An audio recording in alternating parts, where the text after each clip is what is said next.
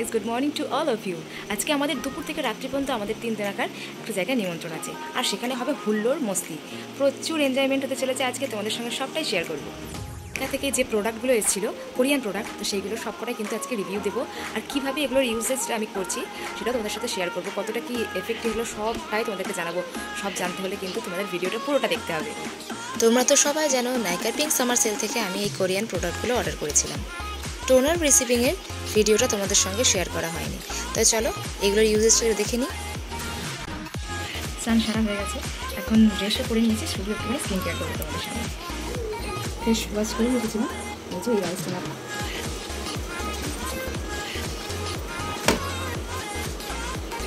রাইসটার ফ্লেভারটাও যতটা সুন্দর, আর সত্যি ভীষণই ভালো। আমার ভীষণ পছন্দের এটা। এর ক্রিমটা আমার নেওয়া হয়নি, বাট দিদিকে আমি রেকমেন্ড করেছিলাম। ক্রিমের ফ্লেভারটাও ভীষণ ভালো, মানে কোরিয়ান প্রোডাক্টগুলো ভীষণ ভালো। আমার এই যে এই জায়গাটা সানবার্ন টাইপের হয়েছিল, বেশ ব্লেমিশ মতো আসছিলো, বাট অনেকটা ক্লিয়ার হয়েছে এগুলো ইউজ করে। এটা যখন নাইকা থেকে এনেছিলাম, সামার সেলে এটা আনিনি, তারপরেই অর্ডার করেছিলাম। এটার আর আমার রিভিউটা দেওয়া হয়নি তোমাদেরকে।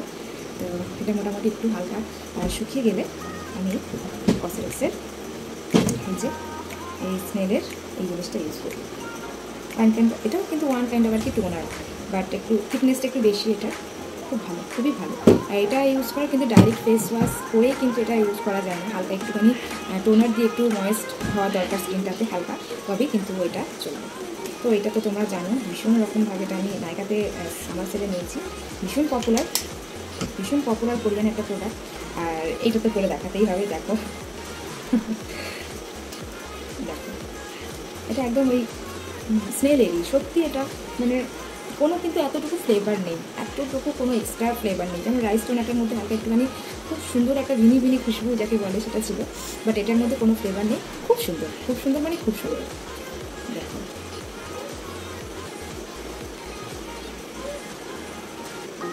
হালকা একটুখানি ফেস ম্যাসাজ করবো, ভালোই লাগে স্কিনের জন্য। একটুখানি প্যাম্পার করা, নিজেকে একটু প্যাম্পার করতে সবারই ভালো লাগে। এই যে এটা একটা কোরিয়ান প্রোডাক্ট, কেয়ারসের আছে, এটা ভীষণ ফেভারিট। এটা কিন্তু আমি অলরেডি 6-7 মাস হয়ে গেলে ইউজ করছি, আমার এটা খুব পছন্দের।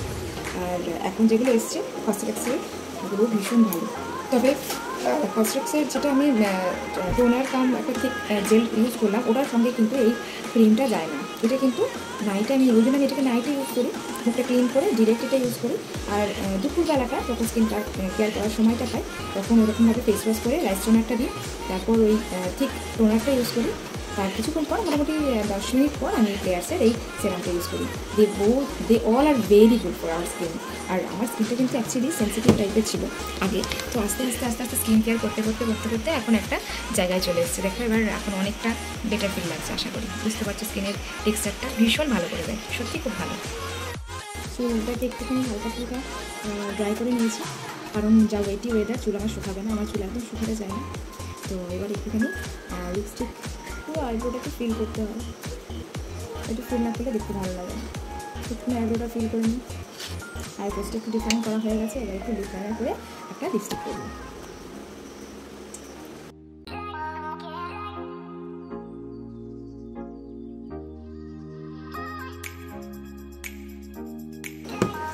একটু নিউড কালার, ম্যাকের এই কালারটা আমার ভীষণ ভালো। এটা হচ্ছে মেহের, ভীষণ ফেভারিট।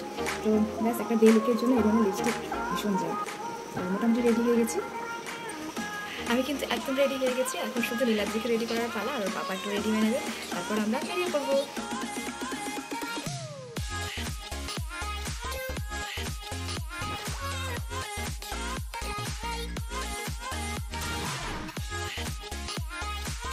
একটা 40 মতো বাজে, আমরা এখন যাচ্ছি আর কি। এবার কোথায় নিমন্ত্রণ বাড়ি, এবার ওখানে গিয়ে একদম ডিরেক্ট আমি ভিডিওটা করব। এই যে একদম চেনা জায়গায় নিমন্ত্রণ।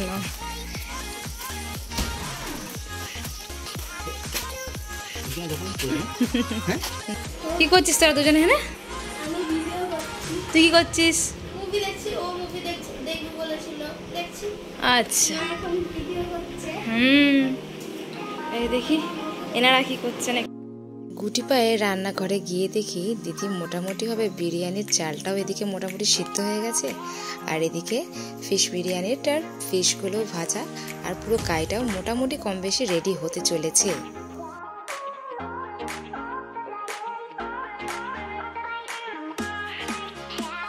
এখানে একটু চিকেনের কিমা করে রেখেছে, কারণ এটা সেকেন্ড হাফে একটুখানি পকোড়া করার ইচ্ছা আছে।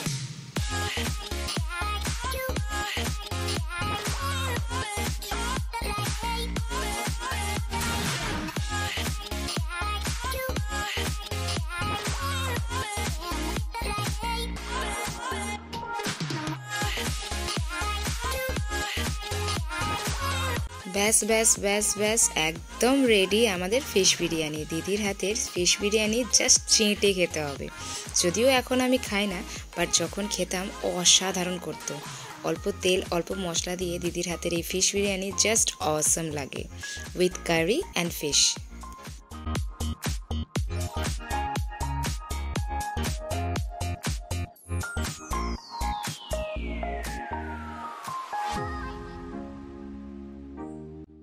দিদি নীলাদ্রি আর পুপাইকে পরিবেশন করতে ব্যস্ত, ওদেরকে ভালো মতো ঠিকঠাক পরিবেশন করে তারপর আমাদের পালা।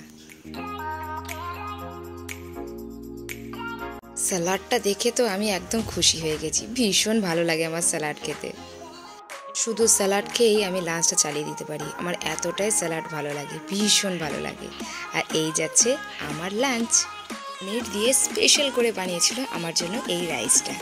সঙ্গে ছিল একটু পনিরের পকোড়া, আর ছিল একটু পনিরের তরকা, আর একটু ছিল স্যালাড।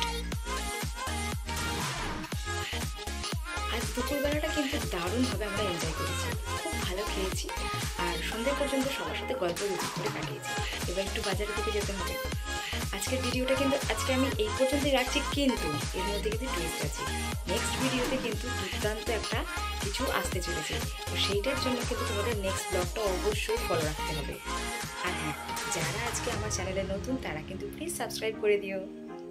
ভিডিওটা ভালো লাগলে একটা লাইক আর শেয়ার প্লিজ।